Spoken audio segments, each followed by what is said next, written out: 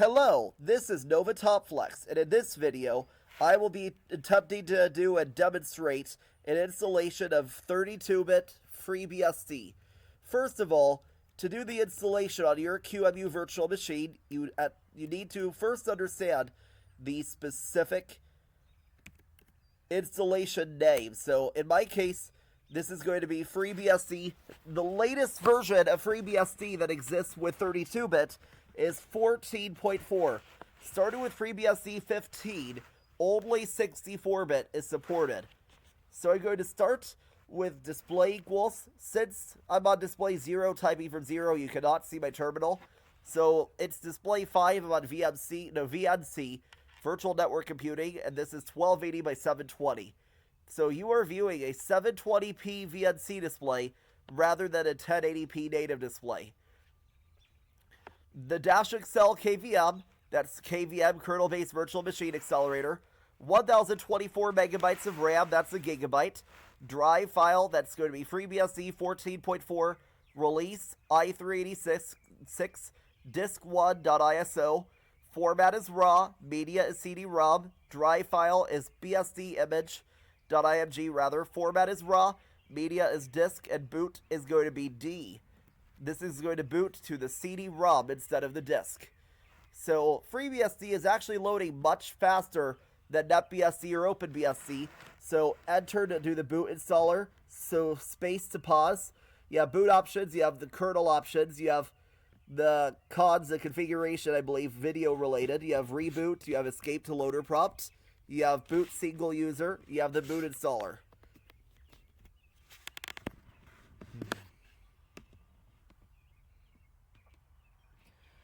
So overall, this is actually significantly faster than the attempt to install. Really, it's much faster than trying to install OpenBSD. It might be as fast as NetBSD to install FreeBSD. But obviously, FreeBSD is a different Berkeley software distribution than Net or OpenBSDs. But we do have a few things that you may not realize that make the BSDs different. Even I don't realize all the differences between NetBSD, OpenBSD, and FreeBSD. Feel free to tell me in the comments if you know the difference between the three. So, would you like to begin an installation or use a live system? You can do the install, shell, or live system. I'm going to do the installation. I'm going to install FreeBSD. Continue a default key map.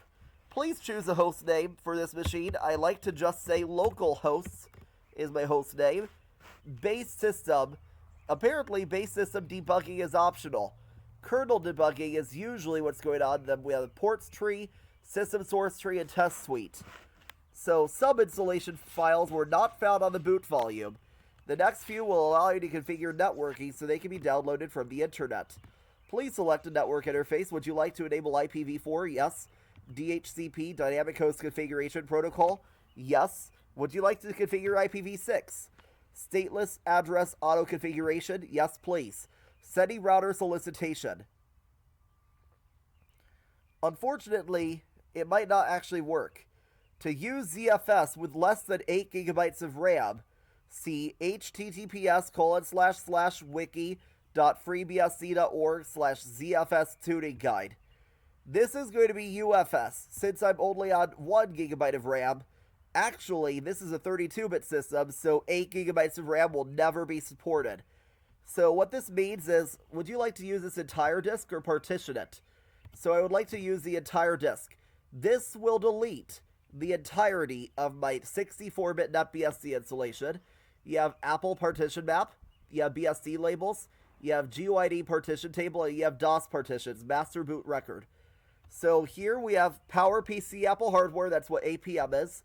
BSD is on most x86 systems, GPT is most x86 systems, and EFI aware ARM64, and then master boot record is most x86 systems as well.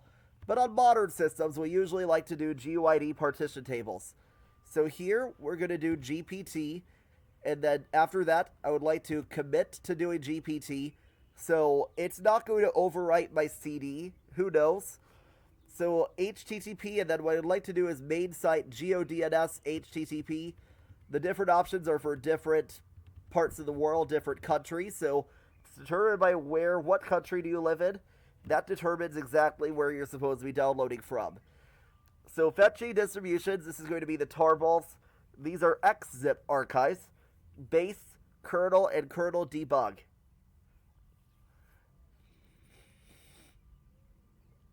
Connecting to server, please wait.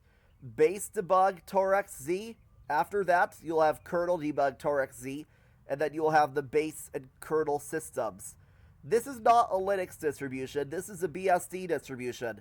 Although that name is redundant because BSD literally stands for Berkeley Software Distribution. However, this is effectively a distribution or distro of BSD, even though the BSD systems aren't exactly like Linux systems in terms of distro availability, distro support, distro compatibility, and whatnot. This is basedebug.txt. This is tarxz, xzip archive. Here you'll see that it's quite slow, but I think this might actually be faster than NetBSD.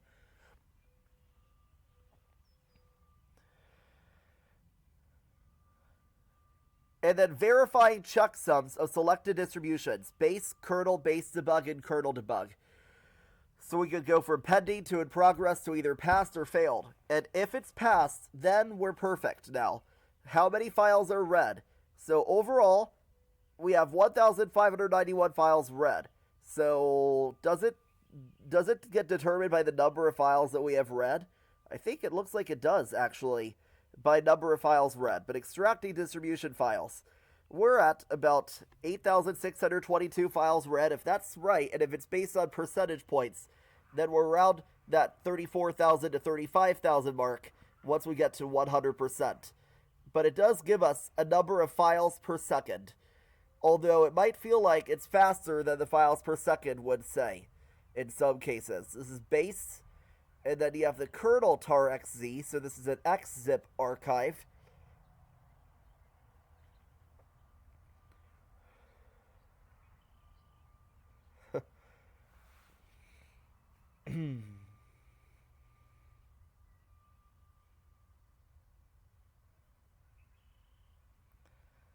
We're almost done.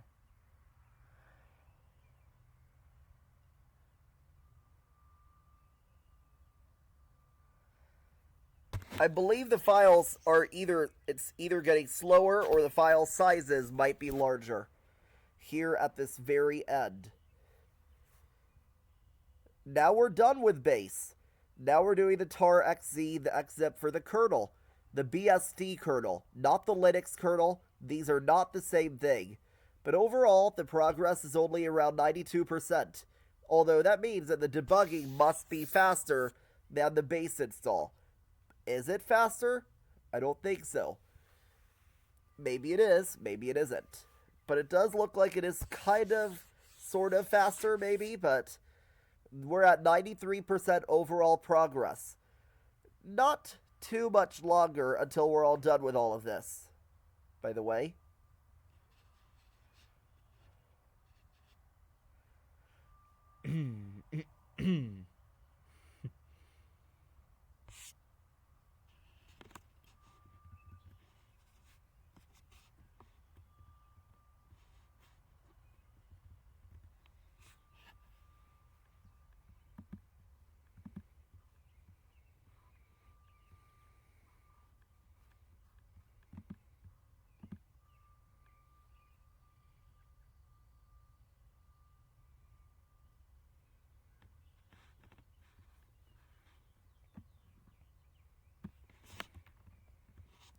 Checking. Base debug is already finished.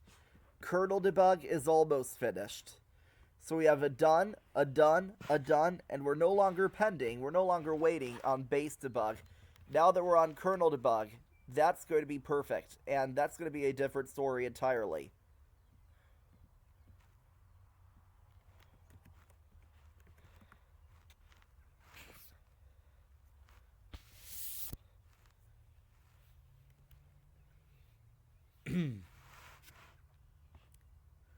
%, finished. This is going to be with the base debug. Or is it? No, kernel debug, rather. So typed characters will not be visible, so don't worry. Changing local password for root. New password, retype new password. America, North and South. Let me check. I'm in the United States of America. Eastern, most areas. And then does the time zone abbreviation Eastern Daylight Time look reasonable? We are on April 11th, 2026. And this looks like the correct time. So we are looking at, well, at the time of recording, rather, it's the correct time. You might be watching it at a totally different day, a totally different time of day. But overall, this is going to say the following. So, PS2 mouse pointer on console. I don't normally do mouse C at boot. So, NTPD, this is synchronized system and network time. I like to do that. And then I don't want to do sync on start. Power D, I don't think it's supported on virtual machines like this. Feel free to tell me if QEMU does allow Power D support here. And then local unbound, I don't know that that's supported. And then system security hardening options, not right now. But if you ever need increased security on your system, more important if you're on a real machine than on a virtual machine, you also have no firmware to install. Would you like to add users to your system now? So I'm adding myself on here. Username, and then full name, and then UID, and then after that, yes, shell, home directory permissions, password-based authentication. Do not use an empty password, and do not use a random password.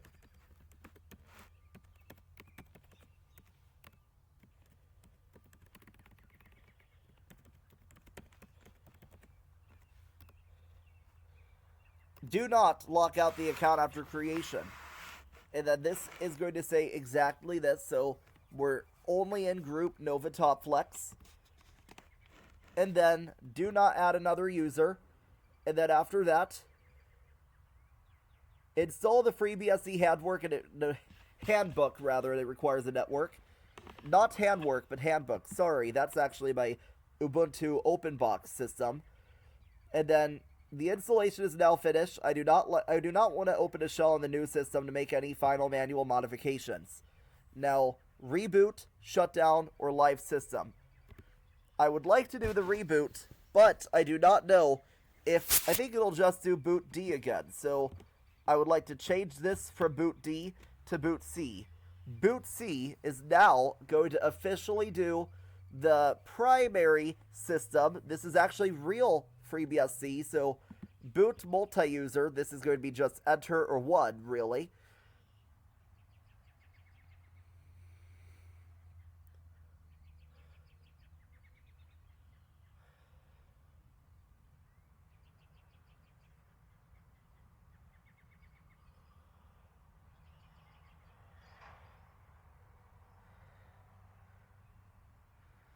So this is FreeBSD.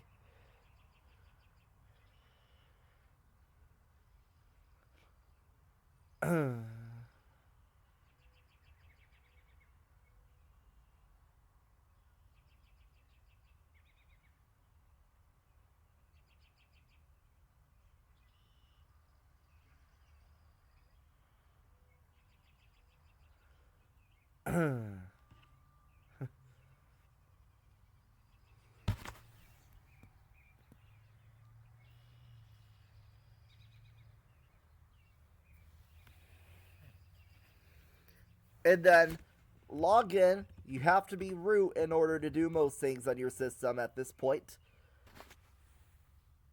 Because I don't think that it's been set up for regular users as of yet.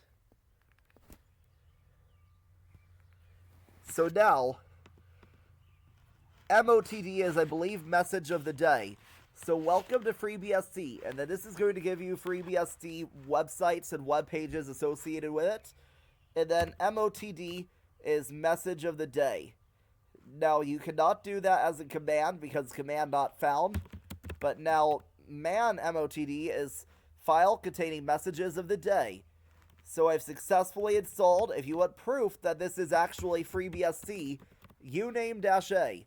So this is FreeBSD localhost 14.4 release, FreeBSD 14.4 release, and then RELENG 14.4 N273675, and then so on, so forth, generic i386. If you like this type of content and would like to learn more, please like, share, comment, subscribe, and try to hack the YouTube algorithm. And thanks for watching. Signing off.